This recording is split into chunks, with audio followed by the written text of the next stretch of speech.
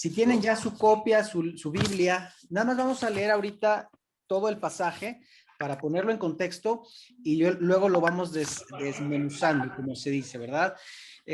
Capítulo 4, versos 13 al 18.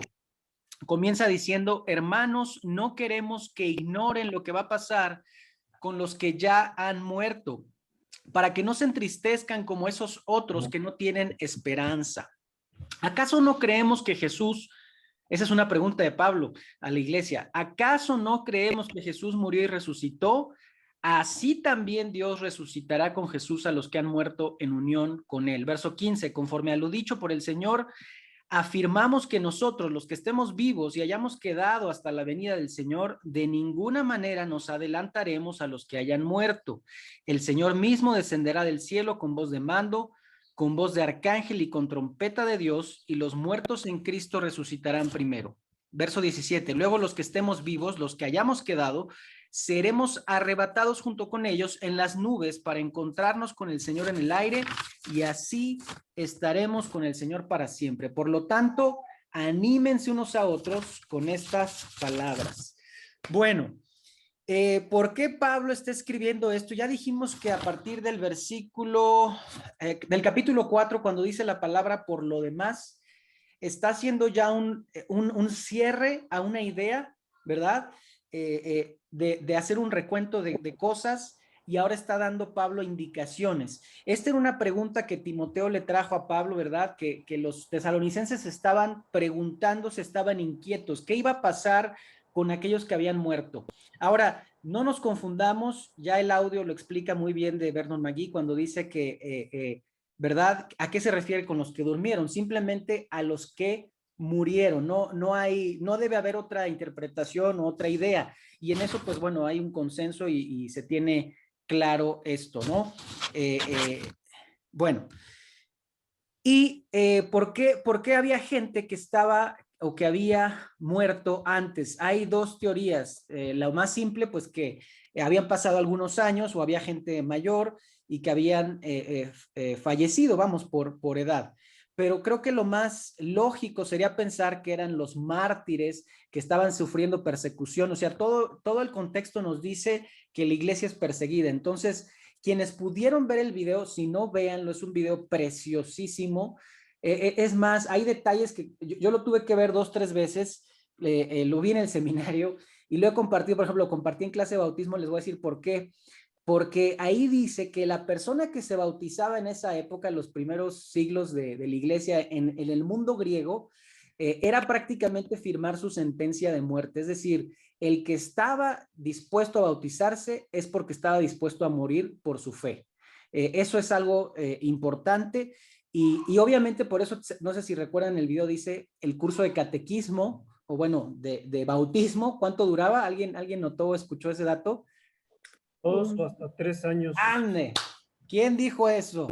Jaime Sandoval. ¡Qué barbaridad! Alguien estaba tomando todo, absorbiendo todo. Gracias, Jaime, felicidades. Sí, yo sé que había varios ahí que cacharon eso. Claro, porque a veces decimos, no, pues yo ya, y es emoción, y a veces, fíjense, se bautizan y luego ¿dónde andan los creyentes? Pregunta el pastor, oye, y tuvimos tantos bautismos y ¿dónde se están discipulando esos que se bautizaron? Se perdieron. Bueno, quiero decir, se desconectaron, ¿verdad? No se perdieron, pero andan en otras cosas. Era una decisión que no entendieron qué significaba identificarse con Cristo. Bueno, entonces, la realidad lo más probable es que los cristianos de Tesalónica estaban muriendo, perseguidos, torturados, en fin, de maneras terribles. Y el pensamiento imagínense, pues miren, hoy en día estamos viendo, ¿verdad?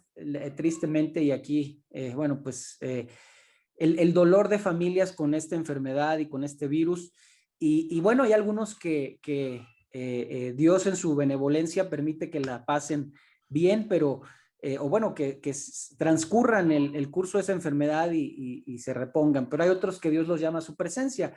A lo que quiero llegar es que existía esta angustia. Cuando tú ves el sufrimiento de un ser amado, creo yo, esta es mi interpretación, esto es algo que yo así lo entiendo, ellos decían, pues ¿Por dónde estuvo Cristo? ¿O qué va a pasar cuando venga el Señor? Porque nosotros esperamos, pero ellos ya murieron. Y Pablo dice que ellos van a recibir la misma gloria y van a tener la misma prioridad junto con nosotros. Es más, ellos van a resucitar primero en cierto orden, ¿verdad? Entonces, eso es un consuelo muy, muy grande, muy valioso para la iglesia. Y aparte les dice, pues nosotros tenemos esperanza. Así es que algo bien importante que les quiero yo compartir. Yo sé que aquí muchos, y me incluyo, ubicábamos estos pasajes de capítulo 4, verso 17, por ejemplo, como el famoso pasaje del rapto de la iglesia o el arrebatamiento. Yo quisiera mejor que lo entendiéramos como la resurrección. ¿Qué es más valioso? Bueno, ahorita lo vamos a ver. Hay un hilo de pensamiento y a veces nos quedamos con con ideas secundarias o nos vamos con detalles que tampoco son claros en la Biblia. Entonces, lo que tenemos que ver aquí es el relato de la resurrección de los creyentes. Ese es el hilo de pensamiento, eso es lo más importante, eso es lo que vamos a revisar hoy y más, pero espero que seamos pacientes y me acompañen porque hay mucho que hablar y mucho que ver. Vamos a hablar de la resurrección gloriosa de los creyentes. De esto se trata el pasaje. Esa es la idea central. Las demás son ideas secundarias. Ahora, vamos a ver por qué. Pregunto, ¿qué significa para ustedes estar en Cristo? Abran su micrófono. Primero su nombre, recuerden, y luego su participación. ¿Qué significa estar en Cristo? Cada vez que leemos en la palabra hay varias veces que dice a los que están en Cristo tenemos esto, en fin. ¿Alguna idea? Eterna. Mi nombre es Catalina Luna. ¿Cómo no? Claro que sí, mi hermana. Estar en Cristo es tener vida eterna y una esperanza de salvación futura. Ok. Para mí es tener la vida eterna, tener la salvación, muerte y resurrección pues sí. Yo quería comentar algo, pastor. Sí, bueno, sí. Yo estoy escuchando los audios y bueno, a mí ya lo he escuchado 1 y 2 veces. Y ahí en Tesalonicenses, en el versículo 4:17, ahí me quedó muy claro que es la esperanza de la resurrección. Y que nos enseña, como dice el hermano, la inminente venida de Cristo. Sí. Y nos indica la pronta venida también del Señor. Correcto. ¿Alguien más? ¿Qué significa estar en Cristo? Sí, Sajid Armando. Por favor. De alguna manera para mí representa el hecho de obviamente caminar con el Señor, tener nuestra identidad con Él, como lo manifiestas tú a través del video, y bueno, de alguna manera poner nuestra confianza y nuestra esperanza solo en Él. Correcto. María de los Ángeles. Adelante, María de los Ángeles. Yo pienso que una vez que nosotros recibimos a Jesucristo en nuestra vida, pues ya tenemos esa condición, pero no solamente basta que la recibamos, sino que caminemos con Él y que, pues como dice el mensaje en estos que hemos escuchado, ¿no? Que vivamos en una vida de santidad, que nos apeguemos a lo que es el Evangelio, porque de nada serviría que hiciéramos cosas que fuesen desagradables y que dijésemos que somos santificados por haber recibido o apartados por haber recibido el mensaje de salvación y tener a Cristo en nuestras vidas, ¿no? Es lo que yo entendí. Bien, les quiero mostrar en esta presentación lo precioso que representa y que nos debe primero llevar a verdad a afirmar. Perdón, Sajid. Sí. ¿Podrías darle oportunidad a nuestra hermana Claudia? Levantó la mano. Ay, perdóneme, gracias. Jorge. Sí, me pierdo a veces. Gracias, Armando. Por favor, adelante, Claudia. Gracias. Sí, yo también creo que estar en Cristo significa haberlo aceptado como nuestro Salvador y vivir una vida conforme a su voluntad, como igual lo dijo nuestra hermana Ángeles. Creo que también es eso. Gracias, hermano, por Sí, darme la oportunidad también. es un cambio total de posición, es un cambio de posición, de identidad, no solamente de vida, de autoridad.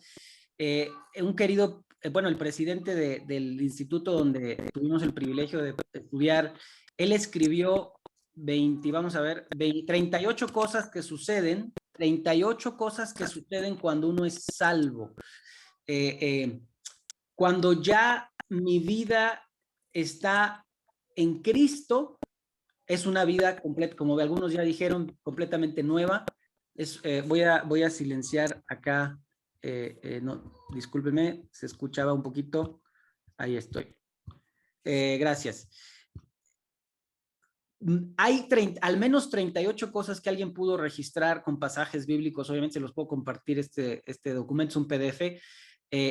Uno tiene, si estás en Cristo, uno tiene acceso al Padre, es adoptado, tenemos una herencia, somos hijos, conciudadanos, sacerdotes, reconciliados, perdonados, aceptados, salvos, tenemos una morada eterna, tenemos la vida eterna el día de hoy, además en el cielo, ¿verdad? Paz en nuestro corazón, en nuestra vida, somos amigos de Dios, nuestro nombre está escrito en el cielo, estamos espiritualmente sentados en lugares celestiales, en fin, cada una de las bases están allí. Es un cambio total, una transformación, la persona que está en Cristo. ¿Cómo sucede esto? Por medio de la sangre. Esto es solamente, estoy retomando algunas ideas porque la idea central otra vez de estos capítulos es hacernos la pregunta, ¿estás verdaderamente en Cristo?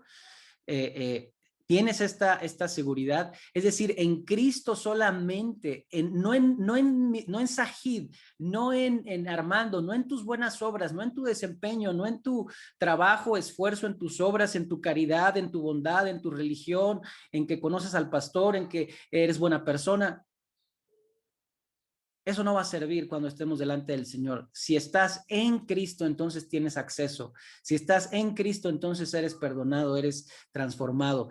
Recibimos los dones espirituales, somos templo del Espíritu, recibimos el sello, somos, en fin, justificados, redimidos, todo esto, ¿verdad?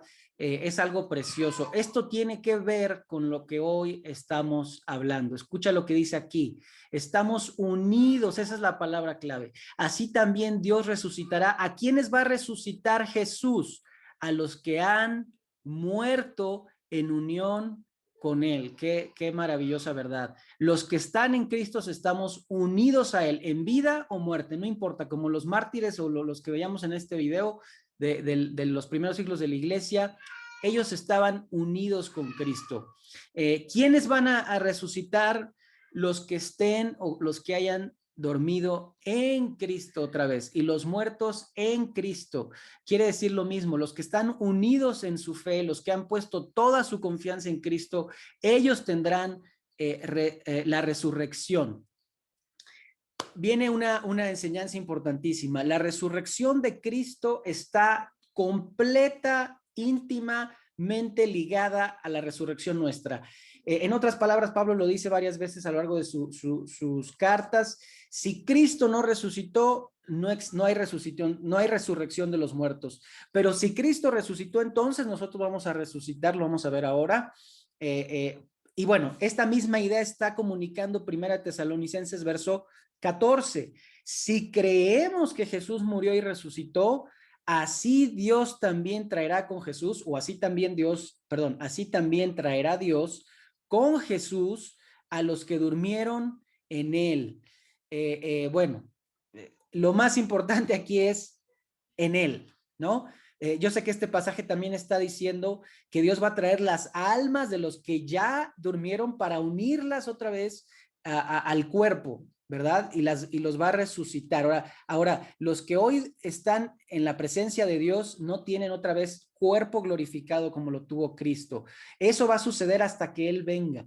En fin, pero entendemos la idea de que si creemos que es la palabra clave también, entonces Dios nos garantiza, o bueno, tenemos la seguridad que nosotros vamos a resucitar. Yo les pregunto a ustedes, y bueno, esta es una pregunta, ¿verdad?, de Pablo para el que lee la palabra, el que lee la Biblia. ¿Has creído que Jesucristo murió y resucitó? Y alguno puede decir amén, se vale, no es prédica, pero de pronto Sí, ya amén y amén. Amén. si tú lo has creído, ¿cuál es la consecuencia? Y me regreso a esta lámina otra vez. Si tú lo has creído, entonces tú puedes contar y confiar que Dios te resucitará juntamente con Él. Esto es valioso porque a veces hacemos las preguntas equivocadas o a veces algunos empiezan a asumir, ¿verdad? Que son hijos, que están en Cristo, pero primero, o que ya tienen la herencia, ¿verdad? Celestial y el acceso a Dios y el perdón y la justificación, pero quizá primero debemos hacernos la pregunta, ¿verdaderamente estás en Cristo? ¿Verdaderamente has recibido el mensaje? ¿Verdaderamente has entendido que Jesucristo murió y resucitó por ti? Hoy en día, y digo, perdón que continúe con esta idea, pero hoy en día, tristemente, las personas que pierden a un ser amado, lo voy a dejar de compartir. A veces cuando quiero decir algo serio dejo de compartir, es la dinámica, ¿verdad? Estoy aprendiendo a usar el Zoom así interactivo. Mucha gente que no ha aceptado a Cristo como Señor y Salvador dicen que van al cielo, ¿no? Si tú les preguntas o perdieron algún familiar, pues ese es su único consuelo. Decir, no, pues un día, ¿verdad? Voy a estar con él o ya mi papito, mi mamá se fue. Duele muchísimo, claro, yo no estoy minimizando el dolor. Estoy diciendo que las personas que mueren sin la fe en Cristo, que las personas que no han creído que Jesús murió y resucitó, no tienen esa seguridad de estar, de ir a la presencia de Dios. Esto es algo para que prestemos atención. Entonces, hemos creído. Dice entonces Pablo, y si Cristo, a los Corintios, y si Cristo no ha resucitado, dice, la fe de ustedes es vana, en otra versión, es una ilusión, es una fantasía, y todavía están en sus pecados. Es decir, la resurrección es la muestra más grande que la obra de Cristo fue completada, o que lo que Cristo vino a hacer está hecho, está garantizado, vamos, si Jesucristo dijo, yo soy el Hijo y nadie va al Padre sino por mí y yo soy el camino y la verdad y la vida, y si Jesús dijo todo lo que él decía hacer, pero él no resucitó, entonces no hay garantía de que él haya sido el verdadero Hijo de Dios, o bueno, el unigénito y el Hijo de Dios.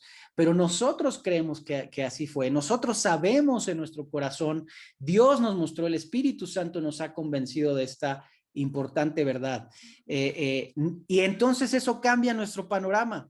Como creyentes podemos decir, nosotros sí tenemos esperanza. ¿Están conmigo?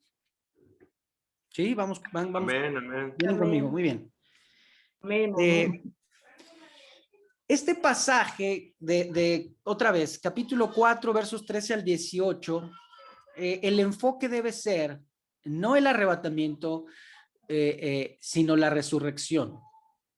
Primera de Juan 3:2 dice, ahora somos hijos de Dios, pero todavía, fíjense qué interesante, no se ha manifestado lo que habremos de ser. Sabemos, sin embargo, que cuando Cristo venga, ¿qué va a pasar? Seremos semejantes a Él. O sea, si vamos a recibir la misma gloria, bueno, cierta gloria o la gloria de un cuerpo espiritual y glorificado, ¿verdad? Un cuerpo como el que Cristo tiene en ese sentido, porque entonces veremos, y como dicen otros pasajes, seremos conocidos tal y como fuimos, ¿verdad? Conocidos. ¿Cómo será ese cuerpo glorificado? Otra vez, ¿por qué estoy hablando de esto? Porque esta es la idea central de todo este pasaje. Pablo lo dice ahí en los Corintios, les voy a leer algunas cosas. Mientras ustedes ven esto, lo van a conectar muy bien. Está en los capítulos 15, 42 al 44. Bueno, piensa en tu realidad, piensa en tu ser amado, piensa en tu propia condición o debilidad, ¿verdad? Yo sé que hay algunos que tienen alguna dolencia física, algún padecimiento crónico o alguna situación incluso que por años o de nacimiento hemos atravesado. Mira lo que dice Pablo, el cuerpo presente es corruptible, el futuro será incorruptible. Todo en este mundo está sujeto a cambio y descomposición. La belleza de la juventud termina y la gloria de la virilidad desaparece. Pero en la vida venidera, ¿verdad? Habrá una estabilidad en la que en la que la belleza no perderá nunca su encanto. Segundo, el cuerpo presente es deshonroso. Bueno, tiene un significado, ¿verdad? El futuro será glorioso, es decir, el presente pues es débil, tiene deficiencias. Pues dice Pablo que en esta vida el deshonor es por medio de los sentidos y también las pasiones corporales. Pero fíjense qué interesante y qué hermoso, me encanta esto pensar, fíjense. En la vida por venir, nuestros cuerpos ya no van a ser sujetos a pasiones e impulsos, ¿verdad? Sujetos al pecado, a la tentación, sino ya vamos a ser, no va a existir más pecado ni la capacidad de pecar ya en un cuerpo glorificado. Ahora nuestros cuerpos serán instrumentos perfectos para el servicio de Dios y mayor en honor no existe, ¿verdad? Como quizá los ángeles, de alguna manera. El cuerpo presente muestra debilidad, según tercero. El futuro revelará poder. Ahora está de moda hablar del poder de la persona, pero lo que parece a la vista es la debilidad. Cualquier cosa puede dañarnos, ¿verdad? Un virus. Nos vemos reducidos en esta vida muchas veces por las necesarias limitaciones del cuerpo y una y otra vez nuestra constitución física nos dice a nuestros planes, ¿verdad? Conforme crecemos, pues que ya no podemos hacer ciertas cosas, ¿verdad? Conforme pasan los años, conforme vienen situaciones o limitaciones, padecemos. Yo cuando predico en algún, o bueno, me ha tocado compartir mensaje en algún culto de coronación, siempre digo, el cuerpo humano que tomó Cristo también, ¿verdad? Jesús en el tiempo que estuvo en los días de su vida en la tierra, padecía hambre, padecía frío, tenía sed, tenía limitaciones, pero cuando seamos revestidos, dice Pablo, ¿verdad? Otra vez estoy todo haciendo mención y haciendo un comentario de 1 Corintios 15. Se van a acabar esas limitaciones y debilidades. Estaremos revestidos de poder. En fin, todo el bien que hemos esperado, deseado, soñado va a existir. Lo heroico, en fin. En la tierra tenemos vasijas rotas o como dicen por ahí, vasos de barro, pero lo que estamos por recibir es un cuerpo espiritual, ¿no? Perfecto, llenos de Dios. En fin, va a ser algo glorioso. Hago aquí un comentario y vuelvo a la idea de que muchas veces nos quedamos con el momento de decir, yo voy a ser librado de la prueba, de la tribulación cuando Jesús venga. ¿Qué es más glorioso? Pregunto yo. El ser, esta es una pregunta, ¿no? Que yo lanzo a ustedes, es retórica, pero ¿qué es más valioso? El decir, voy a ser librado de la tribulación, voy a ser llevado y apartado para no sufrir, o como dice Pablo, porque esta leve tribulación momentánea produce un cada vez mayor, eterno y más grande, eterno peso de gloria. Es decir, todo lo que pasemos aquí no se compara con la gloria que está por venir. Lo más importante no es que no suframos, que no pasemos por un tiempo de prueba. Lo más valioso es que si estamos en Cristo, si hemos creído que Él murió y resucitó, Él nos va a dar esta misma gloria.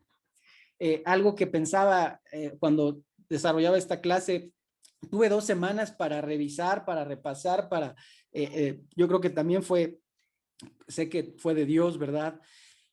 ¿Cuál es nuestra condición actual o la condición última de los familiares, de nuestros queridos en la tierra?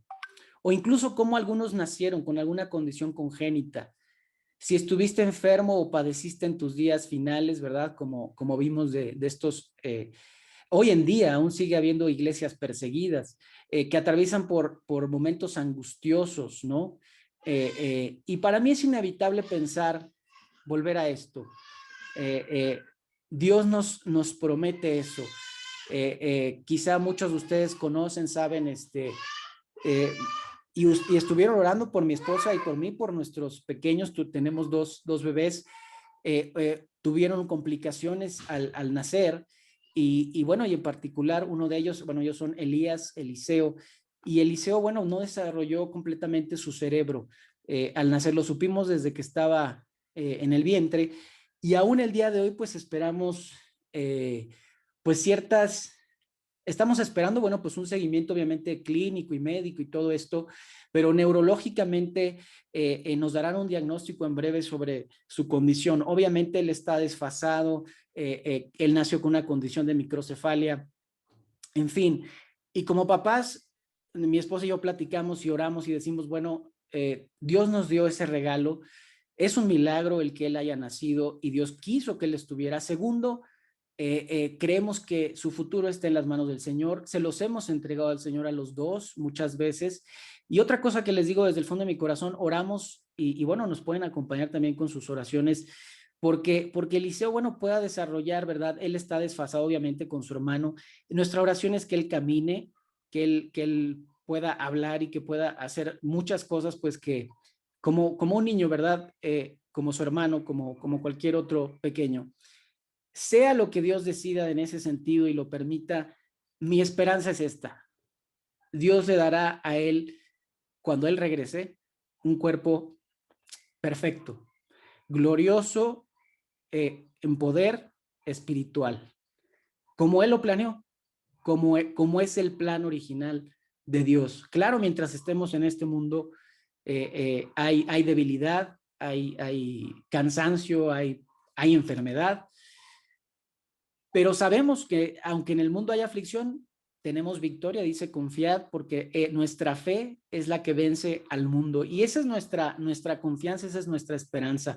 Vuelvo a hacer esta pregunta, que para mí es una pregunta retórica, pero importante. Lo más importante no es, y ahora lo vamos a ver, ¿dónde te ubicas, en qué posición acerca de cuándo va a venir el Señor o en qué etapa, ¿verdad? Sino si verdaderamente hemos creído, y obviamente nuestra tarea va a ser enseñar, ¿verdad? Nuestra familia, nuestros hijos, que ellos conozcan quién es Cristo y para que ellos tengan esta confianza, absoluta confianza, ¿verdad? A los que hemos creído, entonces, tenemos esperanza. Mira lo que dice los versículos 17 al 18. Alguien que me ayude leyendo, por favor, ahí abra su micrófono. Dice, luego nosotros, los que vivimos, los que hayamos quedado, seremos arrebatados juntamente con ellos en las nubes para recibir al Señor en el aire. Y así estaremos siempre con el Señor. Por tanto, alentados los unos a los otros con estas palabras. Muy bien, aquí está el pasaje difícil o de difícil interpretación. Los que hayamos quedado, dice Pablo, es decir, primero, ya dijimos, los que murieron en Cristo, como sea que hayan muerto, Dios los va a levantar, ¿verdad? Y lo va a hacer antes que nosotros, pero va a ser un segundo, porque inmediatamente después dice, los que vivimos, decía Pablo, bueno, si todavía vivimos, no era una certeza que él tuviera, pero si él seguía vivo, entonces sabía que él se iba a unir con su Señor, ¿verdad? Que por cierto, ahora acabo de recordar, no estoy grabando esta clase. Ya, muy bien, seguimos. Fue una pausa.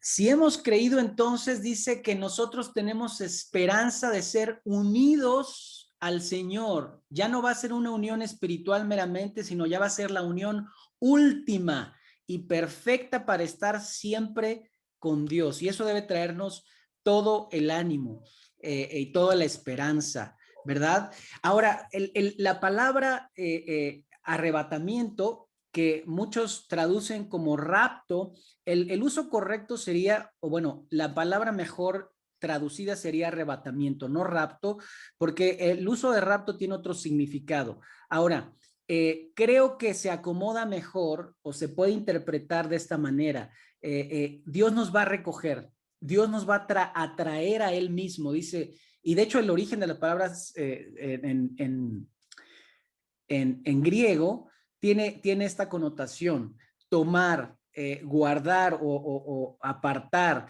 Dice, ¿podrían mi padre y mi madre abandonarme? Pero tú, Señor, me recogerás. Ese todo el mundo lo conoce, ¿verdad? Aunque mi padre y mi madre me dejaren, con todo Jehová me recogerá. Eso habla de que Dios piensa en mí, voy a ser tomado porque Él me escogió. Dice Juan 14:3, dice palabras de Jesús, ¿verdad? Dice que en la casa de mi Padre muchas moradas hay, dice, y si me fuere y os preparare el lugar, dice la versión 60, ¿qué promete el Señor? Vendré otra vez y ¿qué dice? Os tomaré. Es importante esto, es decir, Cristo está diciendo, si tú eres de la iglesia, si tú has puesto tu confianza en mí, voy a traerte a mí, para que donde yo estoy, también ustedes estén. Ahora viene la pregunta difícil, y bueno, no sé si estoy desmenuzando bien o bueno, si me estoy deteniendo lo suficiente, pero yo sé que voy un poco rápido, pero espero ser claro. Déjame repasar con ustedes rapidísimo otra vez lo que estamos leyendo. Hermanos, no queremos que ignoren lo que va a pasar con los que ya han muerto, para que no se entristezcan como estos que no tienen esperanza, claro, los incrédulos. Verso 14, ¿acaso no creemos que Jesús murió y resucitó? Así también Dios resucitará con Jesús a los que han muerto en unión con él. Atención, la palabra unión con él. Conforme a lo dicho y esto es importante, dice el verso 15, conforme a lo dicho por el Señor. Aquí está, el Señor Jesús lo dijo en otras veces. Los que estemos vivos o hayamos quedado, ¿verdad? Dios promete a todos llevarnos con Él, tomarnos, resucitarnos. Quizá aquí el punto otra vez es, vamos a ser transformados, vamos a recibir la esperanza y el cuerpo glorioso, unirnos con Él. El Señor mismo dice, descenderá del cielo con voz de mando, con voz de arcángel y con trompeta de Dios, y los muertos en Cristo resucitarán primero. Aquí está hablando de una venida del Señor, un descenso del Señor. Vamos a ver la definición de esto, qué significa la venida del Señor, o la parusia o parusía en el griego original. Vamos a leer ahorita todo un documento que explique a qué se refiere la palabra segunda venida o retorno de Cristo. ¿Qué quiere decir eso? Y creo que nos va a ayudar muchísimo. Muy bien. Creo que sí lo cubrimos. Muy bien. ¿Cuándo sucederá esto? Aquí encuentro un comentario que comentaba, ¿verdad? Una hermana de acá decía una hermana de este grupo que en su grupo pequeño, usar vista. Denme un segundo. Aquí está.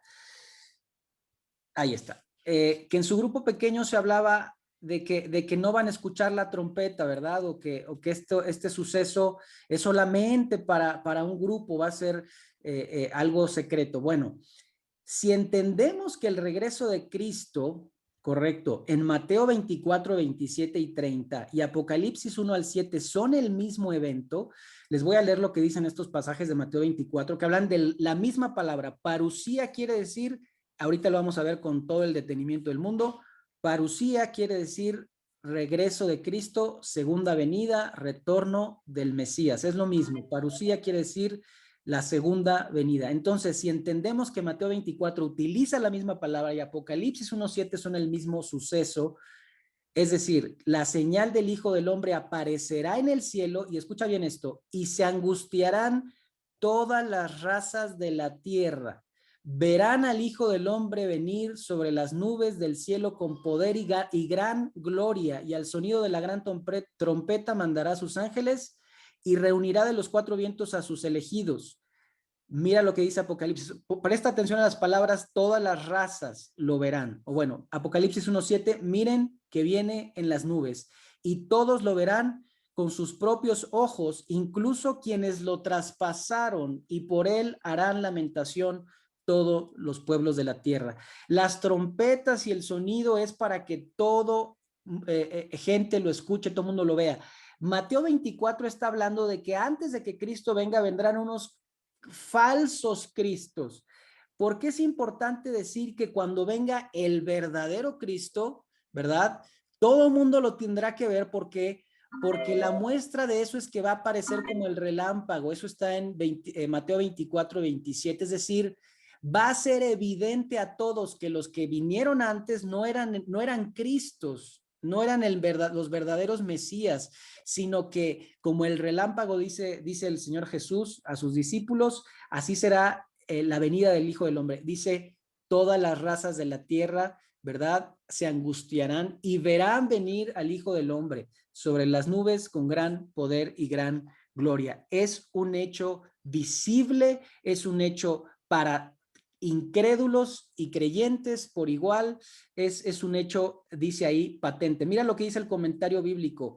Jesús describe su segunda venida como un evento patente, luminoso, instantáneo y visible ¿a quiénes? A todos. En contraste con los falsos cristos y falsos profetas que estaban en lugares remotos, ¿verdad? Cuando dice Jesús, si dijeren, ahí está el Mesías y que salgan, ¿verdad? A verlo y dicen, no vayan, no escuchen esas voces, porque cuando venga yo en mi segunda venida va a ser evidente. Todos lo verán, dice Apocalipsis otra vez 1:7, los que lo traspasaron, dice, sí, ¿verdad? Mire que vienen las nubes y todo ojo le verá. Muy bien, eso es importantísimo explicar acerca de la segunda venida. Vamos a entrar en la definición de los términos. Ahora, para lograr eso, quiero compartirles un documento aquí mismo en este chat de Word y quienes lo puedan descargar y abrir que lo lean junto conmigo. Es un documento sencillo que ayer preparé. Es un comentario que, por cierto, está en internet, la página Biblia Todo, ya ven que tienen muchos comentarios. Este comentario, este autor tiene su comentario que se llama William Barclay. William Barclay tiene su comentario ahí, búsquenlo. Yo les quiero compartir solamente una descripción del término segunda venida. Ya me acordé qué más les iba a mostrar. Bueno, vamos con esto primero. Mientras alguien me ayuda a leer. Vamos a ver. Es este. Sí, de hecho, ni le puse nombre porque lo copié y lo pegué ayer muy rápido. Alguien que lo descargue, que lo empiece a leer junto conmigo. ¿A qué se refiere el término segunda venida? Alguien que abra el documento. Está en el chat del grupo, aquí ahora mismo lo acabo de... El primero en encontrarlo. Ayúdenme leyendo. Si quieres, yo, Por favor, adelante. La palabra griega parousia se ha naturalizado en castellano como vocablo técnico para significar la segunda venida de Cristo. El uso de esta palabra en el griego secular contemporáneo del Nuevo Testamento es extremadamente interesante. En el griego clásico significa simplemente la presencia o venida de personas o cosas. Puede usarse en frases como la presencia de amigos o la presencia de desgracias. Un hombre jura en presencia de los hermanos y los pastores, cumplir cierto deber. Muy a menudo Pablo usa parousia en este sentido y no técnico. El apóstol se regocija con la parousia, la venida de Estéfanas. Primera de Corintios 16-17. Se consuela con la parousia de Tito, segunda de Corintios 7-6. Exhorta a los filipenses a ser tan obedientes en su ausencia como lo habían sido durante su parousia con ellos. Filipenses 2:12. Sí. Los corintios le dicen el improperio de que por muy duras que sean sus cartas, su parousia corporal es débil. Segunda de Corintios 10:10. ¿Sigo? Sí, adelante, sí. Pero característicamente en el Nuevo Testamento, parousia es la palabra que significa la segunda venida de Cristo. Mateo 24:3, 27, 37, 39, 1 de Tesalonicenses 2:19, 3:13, 4:15, 5:23, 2 de Tesalonicenses 2:1, 8:9, Santiago 5:7, 8:8, 2 de Pedro 1:16, 3:4, 12 y 1 de Juan 2:28. Estudiemos su uso secular contemporáneo del Nuevo Testamento para ver qué clase de imagen dirigía las mentes de los primeros cristianos. En los papiros y en el griego helenista, parousia es la palabra técnica que se usaba respecto de la venida de un emperador, de un rey, de un gobernador y en general de una persona importante a la ciudad o la provincia. Tal visita requería una serie de preparativos. Por ejemplo, se imponían tributos para regalar al rey una corona de oro. Con motivo de la visita de Ptolomeo Soter a la villa de Cerceosiris, Debían recogerse 80 artabes de maíz. Dice, la venida de un rey exige siempre que todo esté a punto para recibirle. Posteriormente, una de las costumbres más comunes de las provincias consistía en tratar una nueva era a partir de la parucía del emperador. Esto es lo que hizo Cos. ¿Así está bien? Esto es lo que hizo Cos respecto de la parucía de Cayo César. Sí. Y Grecia respecto de la parucía de Adriano. Un nuevo tiempo comenzaba con la venida del rey. Muy bien. Otra práctica común era acuñar monedas para conmemorar la visita del rey. Conocemos los viajes de Adriano merced a esta costumbre. Cuando Nerón visitó Corinto, se imprimieron monedas para conmemorar su adviento, que es la palabra latina equivalente a la griega parousia. Es como si con la venida del rey hubiera brotado una nueva serie de valores. Parousia se utilizaba a veces respecto de la invasión de una provincia por un general. Así es como se usa cuando, por ejemplo, Asia fue invadida por Mitrídates. En estos casos, parousia describe la entrada en escena de un nuevo poder conquistador. Finalmente, parousia expresaba la visita de un dios. Por ejemplo, Esculapio, dios de la sanidad, visitaba y sanaba en su templo a los enfermos que iban hasta él. En el sentido político, la parousia del rey, del gobernador o del emperador significaba a menudo la ocasión de hacer peticiones y de enderezar entuertos. Aquí la palabra describe una visita curadora y correctiva. Reteniendo en mente todo lo dicho, vayamos al Nuevo Testamento y veamos cómo se usa parousia en él. Se utiliza como la... ¿Hasta ahí? Hasta ahí está bien. Ahora sí. Muchísimas gracias, Elizabeth. Nomás corrígeme, ¿cómo se dice? ¿Qué es parousia? Parousia. Está bien, ok. Es que Sí, sentía no, como muy que el bien. acento lo estaba poniendo mal, entonces dije, a ver, ¿cómo se dice? No, estuvo perfecto. Como lo pueden ver, es un término que simplemente, bueno, que tiene, vamos, Pablo escogió esa palabra por una razón, ¿verdad?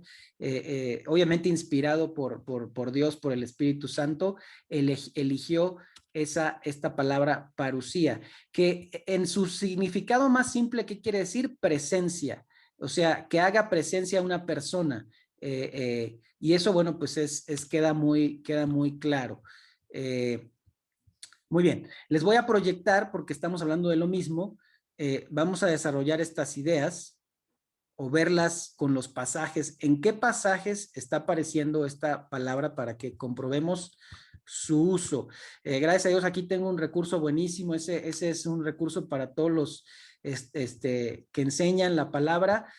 No es gratuito, pero valdría la pena un día que conocieran cómo utilizarlo. Se llama Logos, y tú puedes hacer el estudio bíblico de palabras en griego o en hebreo. Y bueno, ¿cuántas veces aparecen en la Biblia? Por ejemplo, aquí está parousia, aquí este es cómo se escribe, y tiene 3 significados. Bueno, según cada palabra puede tener más connotaciones o significados, pero el más usado en la Biblia es venida o retorno, regreso, como decía, de un rey, de un emperador, ¿verdad? También quiere decir presencia o advenimiento. Aquí están todos los pasajes perdónenme, todos los pasajes donde se utiliza. No los quise contar, pero bueno, son muchísimos. Vamos a ver, por ejemplo, alguno, Mateo 24, porque como el relámpago que sale del oriente y se muestra hasta el occidente, así también será su parousia o su venida del Hijo de Dios. Este es el uso solamente en el sentido de venida o retorno, regreso. Más como en los días de Noé, sigue diciendo, estas son palabras de Cristo, así será la venida del Hijo del Hombre. Él hablaba en tercera persona, pero pues se refería a él. Así será la venida, es decir, cuando menos lo esperaban, unos estaban viviendo su vida, felices, casándose, festejando. Digo, no es que la fiesta esté mal, de ninguna manera, no es lo que quiere enseñar la Biblia, pero estaban enfocados en cualquier cosa, su corazón no estaba en lo importante. Y así dice, no entendieron y vino el diluvio. Primera de Corintios, las primicias son los que dice, los que resucitarán, luego los que son de Cristo en su venida. No leí mal. Sí, Cristo es las primicias, claro, Cristo es el primero en la resurrección. Y luego todos los que creyeron en él, sus hermanos, ¿verdad? Dijo Cristo que nosotros éramos sus hermanos, los que hacíamos su voluntad.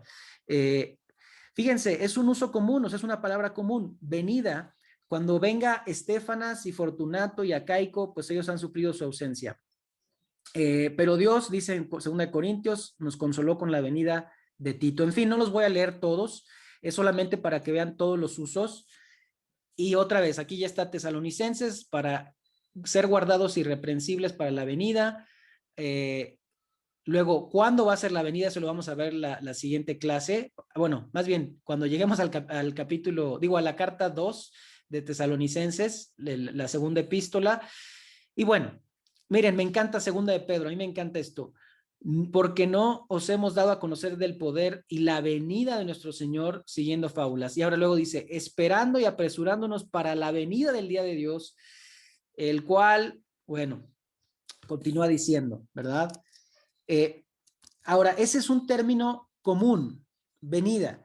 Yo les muestro también aquí que dice el autor William Barclay que cuando venía un gobernador, ¿verdad? Un emperador o tenía una visita de alguien prominente, bueno, esto es una ilustración de una película, pero simplemente la gente se alistaba, se preparaba y muchas veces salía, presten atención a esto, salían de la ciudad para el encuentro. Vamos a verlo. De un emperador romano, un faraón. En todas las culturas, cuando venía la visita de un rey o de una persona prominente, ¿verdad? Miren aquí en este dibujo, voy a utilizar esto, el marcador. Vamos a marcar en color amarillo. Muy bien. Aquí viene la comitiva, o bueno, más bien viene todo el séquito del rey. ¿Y quiénes salen a recibirlo? Atención.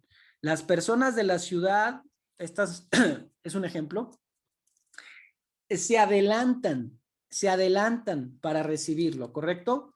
Entonces, cuando venga el Señor Jesucristo, pues es justamente la misma ilustración que Pablo tenía en mente. Ahorita lo vamos a ver. Perdón.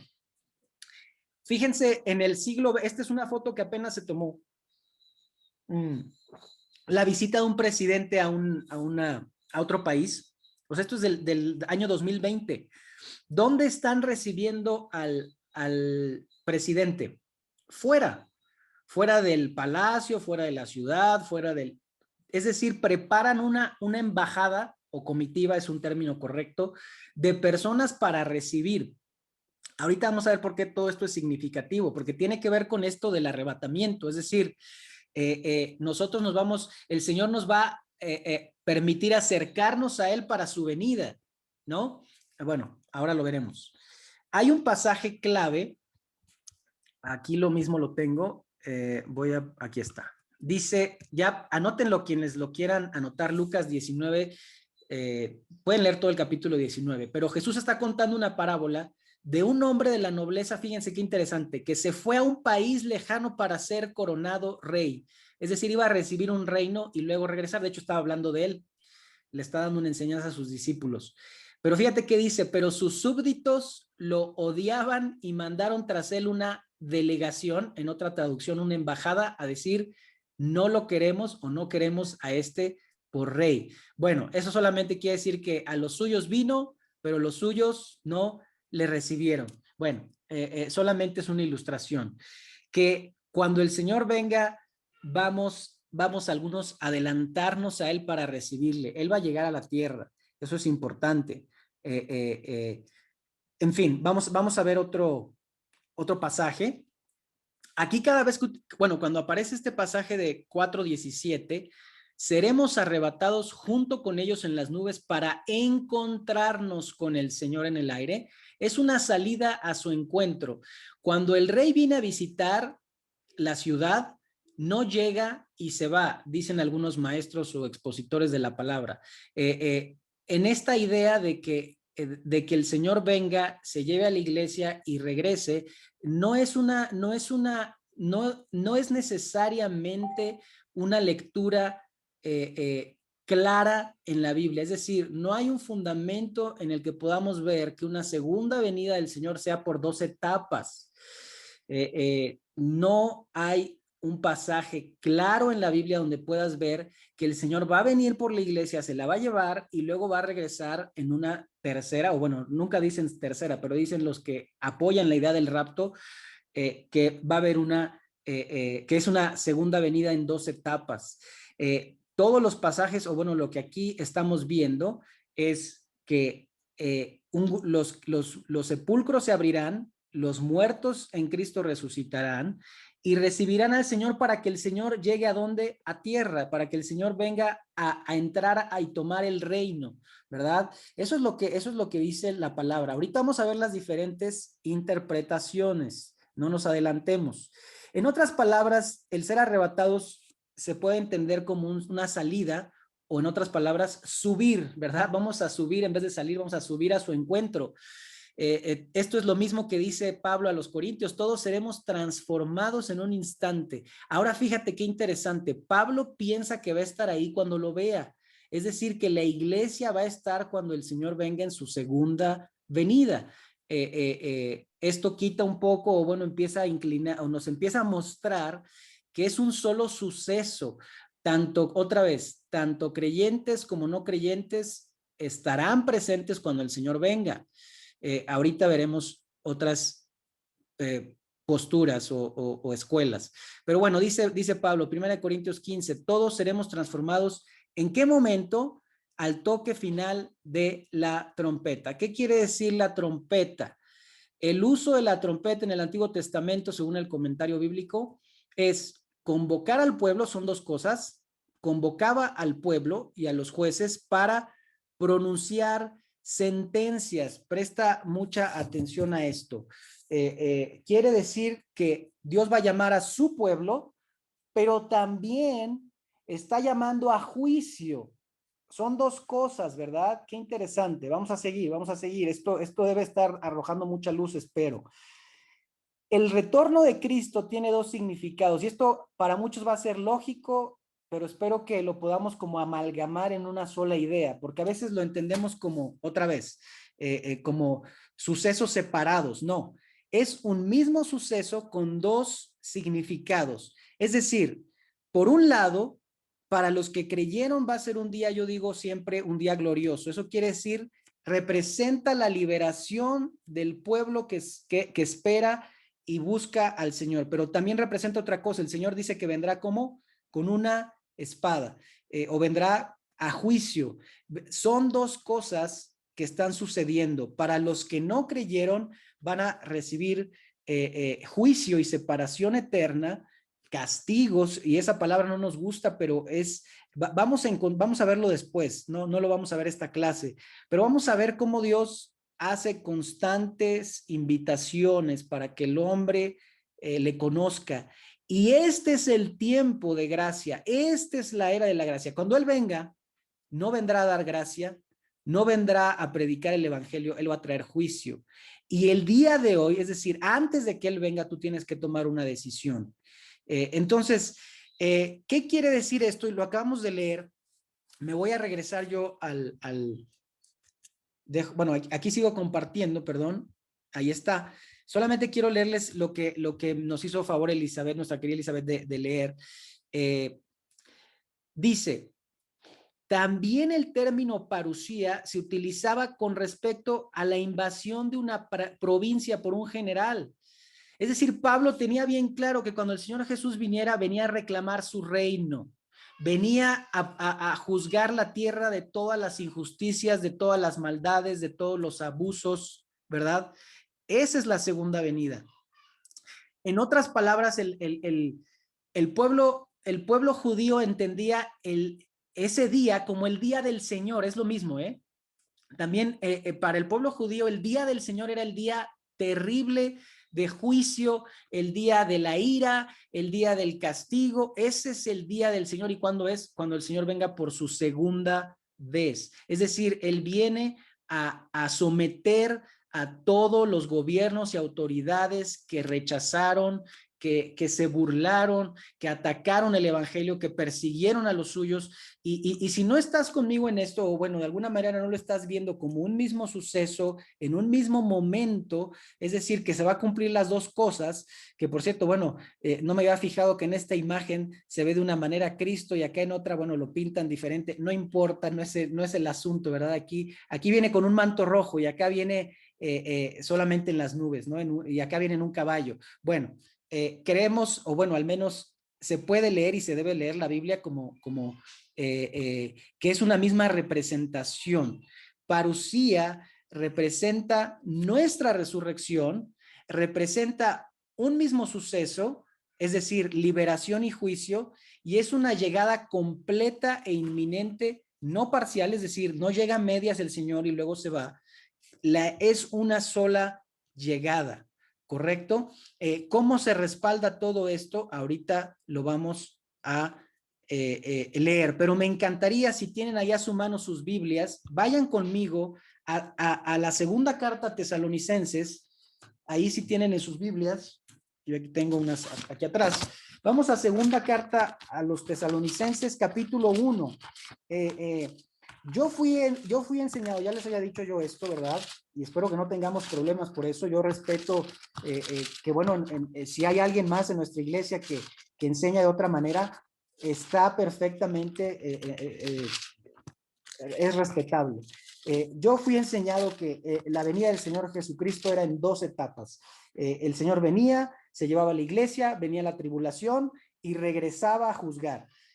Yo cuando leo la Biblia no encuentro eso, yo no lo encuentro. Está bien si tú lo lees y me dices, hermano, yo veo que sí es en 2 etapas. Bueno, mira lo que dice segunda carta a los Tesalonicenses capítulo 1, vamos a leer versículos 6 en adelante. Mira, con esto me convencí.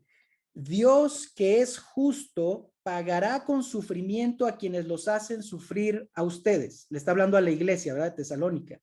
Y a ustedes que sufren les dará descanso. Ahí vienen las dos cosas. Liberación, o bueno, sí, liberación y juicio para los que no. Sí, sigamos leyendo.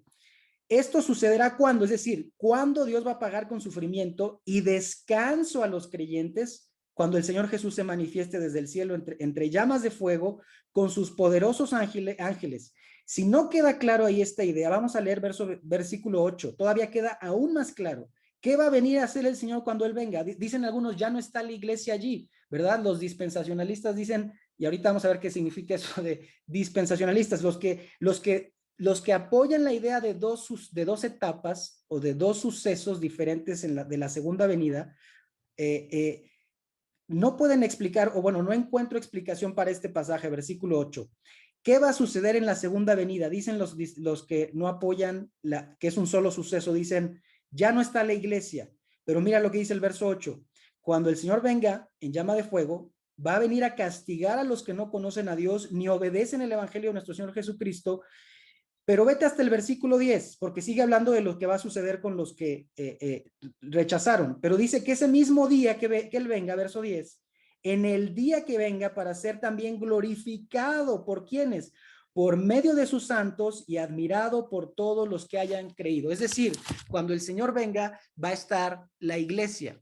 Van a estar tanto creyentes como no creyentes. Van a recibir unos condenación y juicio y otros van a ser liberados del sufrimiento. Esa es la interpretación que yo, bueno, así yo leo la palabra, eso es lo que dice la palabra. Ahora, no es la única manera de leer, y aquí es donde vamos a entrar ya de una manera más estricta y escolástica, dijeran algunos. Vamos a dar una clase ahorita de seminario, pero yo quiero que ustedes lo sepan y lo escuchen porque, bueno, ahorita vamos a explicar lo de las posturas. Entonces, la segunda venida representa nuestra resurrección, es un solo suceso o un mismo evento. ¿Qué quiere decir un mismo suceso? Es más, lo voy a poner aquí. Un mismo evento, un mismo suceso, un mismo evento. Un solo evento, perdón. No todos piensan esto. Es una llegada completa, inminente, no parcial, y va a traer liberación y juicio. Otras definiciones que hace Barclay en este comentario de la palabra, de la definición de segunda venida, se utiliza como la base de la demanda de conservar inmaculada nuestra vida para la venida del rey y estar preparados. Muy bien, cuando viene un rey se tiene que estar preparado. Segundo, se utiliza, es decir, ¿cómo vas a estar preparado cuando es un arrebatamiento que tú, pues no, o sea, vamos, ya te garantiza que vas a ir directo a la presencia de Dios y te va a librar de cierto tiempo de prueba? Bueno, en fin. Segundo, se utiliza como una razón para la paciencia. La venida del rey se acerca y él corregirá, fíjense que, los abusos. Tercero, se habla de la parucía como digna de desear y de orar por ella. Cuentan de un vaquerizo que decía no hastiarse de su trabajo tampoco atractivo, porque el que tiene algo en el más allá no necesita aburrirse. El que espera a Cristo tiene ese algo más, ¿verdad? He aquí tu rey vendrá por ti. El cristiano es uno que aguarda a su rey. Bueno, vamos a ver las diferentes posturas. Y aquí ya estamos llegando, ya hicimos una hora, vamos a quedarnos solamente unos 15 minutos más y les comparto las diferentes posturas. Esto está, de hecho, lo tengo en otra presentación, porque trabajé, este material yo lo había trabajado aparte hace tiempo, y bueno, me va a ser muy útil, me está siendo muy útil ahora para compartirlo con ustedes. Bien, vamos a ver esta presentación. No voy a explicarla a detalle, solamente voy a mostrar las diferentes ideas que la gente sabe acerca de los últimos tiempos. Ahora, bien importante, antes de mostrarles esto, algo bien importante es que Pablo, a veces queremos tomar un pasaje y de ahí sacar una enseñanza acerca de los últimos tiempos, o cómo decir, Pablo está dando los principios de la resurrección, otra vez esa es la idea central, y algunos quieren tomar ese pasaje y decir, ah, no, es que ahí Pablo nos está diciendo cómo van a ser el orden de las cosas en los últimos tiempos y cómo va a ser el apocalipsis, o sea, el fin de los tiempos cuando Cristo se revele. Bueno, dicho eso, quiero mostrarles ahora sí la presentación. No quiero hacerlo complicado, quiero hacerlo lo más sencillo. Hay diferentes maneras de interpretar. Quizás has escuchado tú alguna vez este término, premilenialismo histórico. Muy bien, ¿qué quiere decir? No es nada complicado. Es cuándo se cree que va a Jesús reinar. ¿Cuándo se cree que Jesús va a venir? ¿En relación a qué? Al milenio, es decir, ¿cuándo Cristo va a gobernar? ¿Antes o después del milenio? Bueno, pues dicen que primero Cristo debe venir para que luego venga el milenio en la tierra. Es decir, cuando Cristo regresa, se cree el premilenialista que Cristo viene y luego viene un reinado de 1000 años en la tierra, ¿correcto? Dicen los premilenialistas históricos, y en esto esa es mi manera de entender y de creer, que el retorno de Cristo es un solo evento. Ahora vamos a verlo en un gráfico, ahorita lo vamos a ver. Ellos también apoyan la idea postribulacional, es decir, que Cristo viene después de la tribulación, es decir, la iglesia atraviesa la tribulación. ¿Cómo se vería esto en un gráfico? Se vería exactamente así. Es decir, estamos en este tiempo, ¿verdad? La era voy a borrar esto de acá arriba para que no nos distraiga. Estamos en la era de la iglesia. No sabemos cuánto tiempo va a durar esta era. Se cree que viene entonces una tribulación. Atención, atención. Quizá muchos se pregunten, entonces, ¿está usted diciendo, hermano, que la iglesia puede atravesar la tribulación? Sí, sí es posible. Ahora, no significa que necesariamente todos van a tener que padecer o sufrir, vamos a decir, algunos van a ser quizá guardados, no lo sabemos, pero lo que creen los premilenialistas es que el Señor viene en un solo suceso. Segunda venida y arrebatamiento utilizan como la misma palabra. Luego viene el reinado milenial y finalmente el estado eterno. Entonces, eso es lo que se cree en la posición histórica. Esto es bien importante. Esta es una posición histórica. Hay una que es dispensacional. Este está más acá abajo. Hay una dispensacional premilenial. Ahora lo vamos a ver. Pero bueno, ahí está el gráfico. Se cree que la iglesia va a pasar por una prueba. Dios puede librarnos o no, como hizo con Daniel en el horno de fuego. Los pasó, pero no sufrieron o no padecieron muerte, ¿verdad? O puede decir, no, bueno, pues te voy a guardar, pero vas a estar en la tierra hasta que yo venga, hasta que Él quiera, ¿verdad? Lo que apoyan los premilenialistas, que el arrebatamiento o regreso del Señor va a ser post-tribulacional o durante la mitad de la tribulación, es decir, Jesucristo viene después de que pase la tribulación, la iglesia la atraviesa, quizá algunos son guardados, eso es lo que se cree. Algunos apoyan la idea del arrebatamiento a la mitad de la tribulación. Jesucristo viene a la mitad antes de que se desate el juicio más severo. Ahora, estos dos apoyan, no importa que el retorno de Cristo y el arrebatamiento son un mismo suceso, un mismo evento, ¿correcto? Ahora viene una postura que es muy socorrida. Esta es la que yo aprendí en el seminario y que también se enseña. A veces también hay algunos pastores laicos de nuestra iglesia que la conocen y la enseñan. Y quizá tú tengas esta posición, está bien. Sigue siendo premilenial, es decir, Cristo va a venir antes de reinar 1000 años en la tierra. Ellos dicen que, bueno, esto no me detengo a ver esto porque no estamos hablando del Apocalipsis, pero simplemente dice que el retorno de Cristo es en 2 eventos, el famoso rapto secreto y la segunda venida. Ellos creen que la iglesia no atraviesa, es decir, es pretribulacional. Cristo viene antes de la tribulación. Vamos a ver cómo se vería en un gráfico. Estamos en este tiempo. Viene el famoso arrebatamiento, que algunos le llaman rapto, yo decía que no es la mejor traducción, y luego pasan 7 años de gran tribulación en la tierra y el Señor regresa a juzgar en una segunda venida, ¿verdad? Separan el suceso en 2 eventos. En fin, ya aquí hablan de un milenio y otras, la resurrección, ¿verdad? Esta es la primera resurrección que según narra, ellos apoyan que aquí está Primera de Tesalonicenses 4:17, y que aquí van a resucitar los que hayan sido fieles durante la tribulación. Esa es otra resurrección, ¿verdad? Y luego acá dice que van a tener los que atraviesen el milenio, va a haber creyentes y no creyentes durante esa época, y después de 1000 años, bueno, pues van a morir personas que Cristo pues va a resucitar después de que esté gobernando Cristo en la tierra. Bueno, esta es la posición dispensacional, 2 sucesos. Ahí está, ¿no? Dispensacional quiere decir, y bueno, quizá la palabra también definir, porque viene de dispensaciones. Ellos hablan, el dispensacionalismo enseña que Cristo tiene tratos diferentes con la iglesia y con Israel. Ellos hacen una distinción muy marcada entre el pueblo de Dios de Israel y el pueblo de Dios, que es su iglesia. Dicen que son cosas distintas. No necesariamente, bueno, eso enseña tampoco la Biblia de esa manera. Entonces se habla de un arrebatamiento. Jesucristo viene sin que nadie lo vea primero por su iglesia antes de la tribulación, y Jesucristo viene al término de los 7 años al juicio. Muy bien.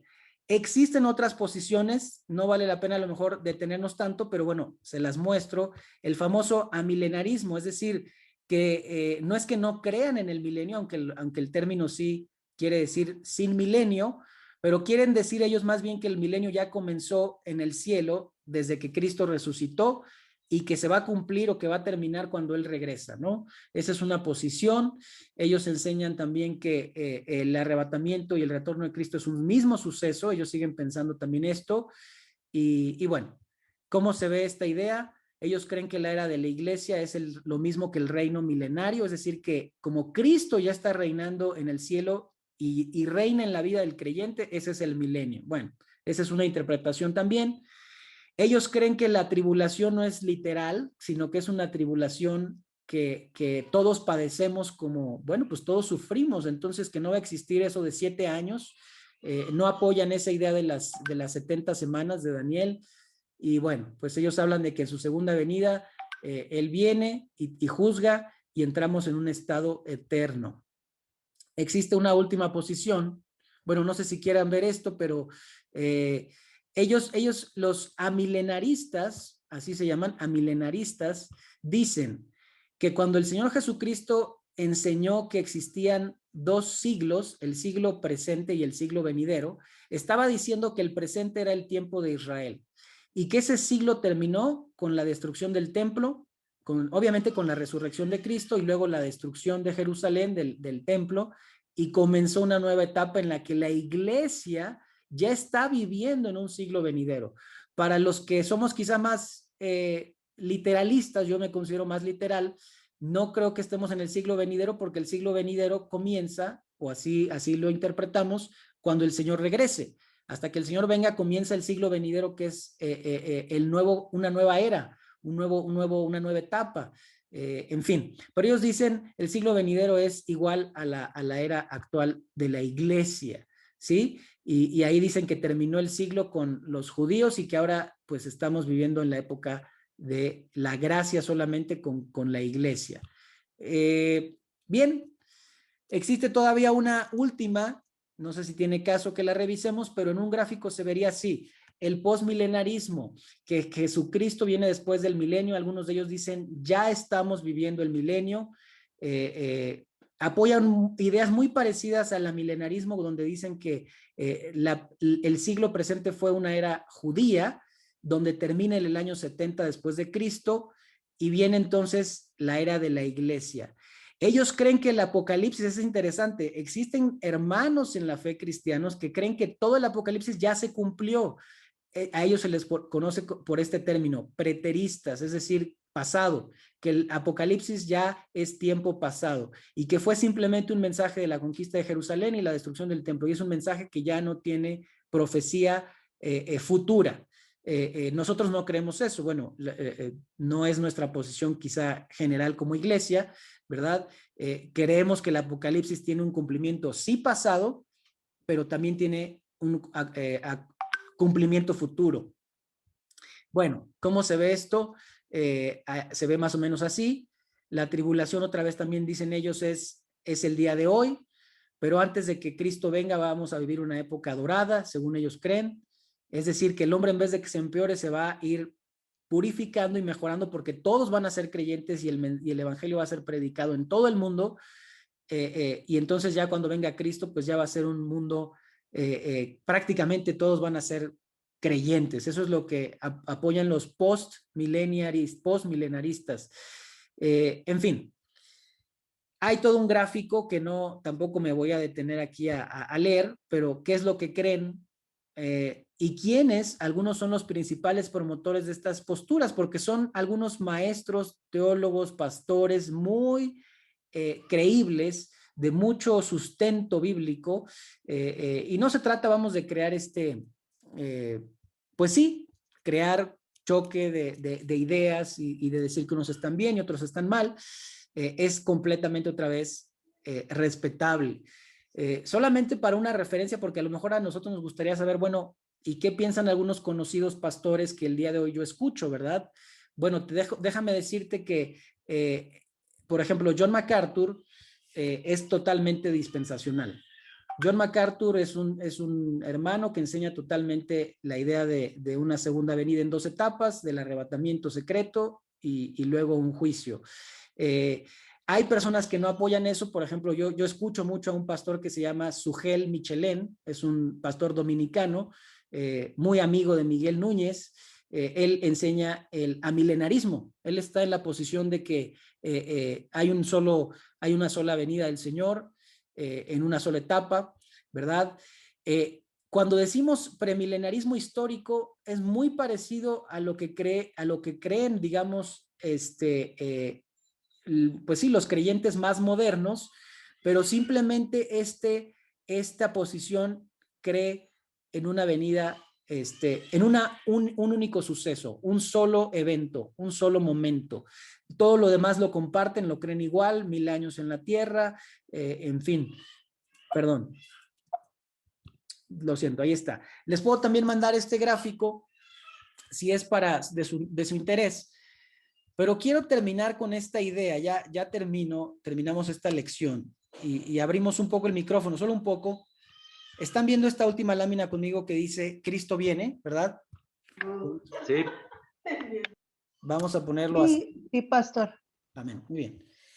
Sí, pastor. ¿Qué es lo más importante en todo esto? Que si Cristo viene antes o después de la tribulación, que si la iglesia va a estar o no va a estar.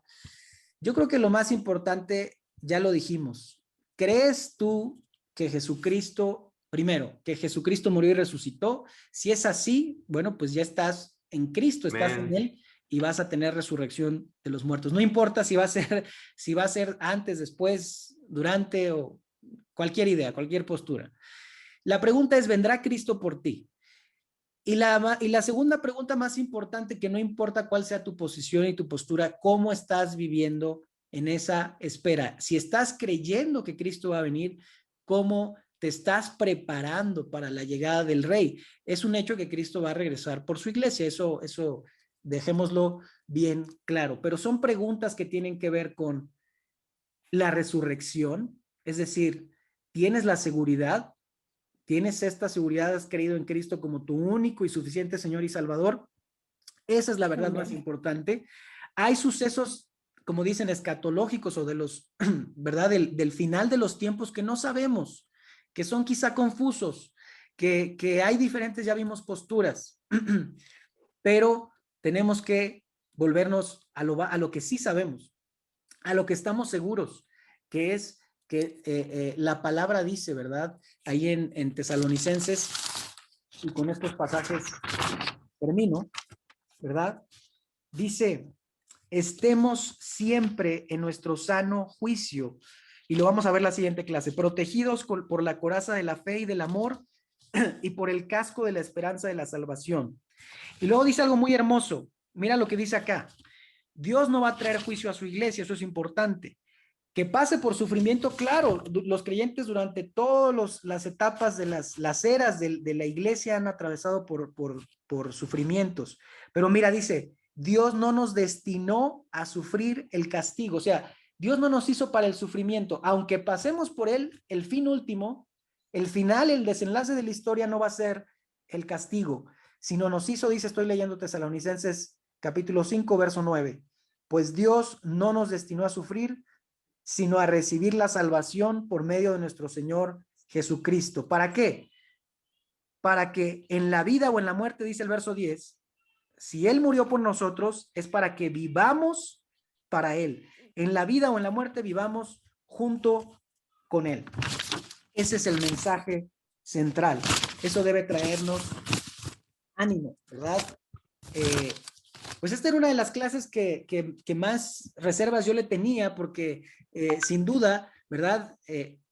Va a ser padrísimo cuando ustedes empiecen a investigar y estudiar, es más, antes de que vayan y compartan con otro, estudien o lean otras posiciones, ¿verdad? O busquen esto que comparto yo, porque no son ideas mías, ¿verdad?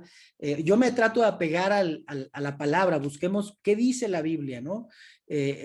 Porque podemos decir, bueno, ¿y cuándo surgió esta idea? ¿Y quién promovió esta idea? Y cosas así, o quién apoya este pensamiento y quién no, quién está en contra. Si amamos la palabra y amamos la verdad, el creyente siempre tiene que estar estudiando y conociendo la palabra de Dios. Es decir, no paremos de estudiar y de hacernos preguntas. Porque espero que haya sido de bendición. Déjenme orar y nos quedamos al final si hay algún comentario. ¿Les parece bien? Sí. Quieran quedar. Adelante, oramos. Gracias, Padre, por este precioso tiempo. Bendecimos tu nombre. Gracias por la vida de cada uno de mis hermanos. Gracias por su amor por la palabra.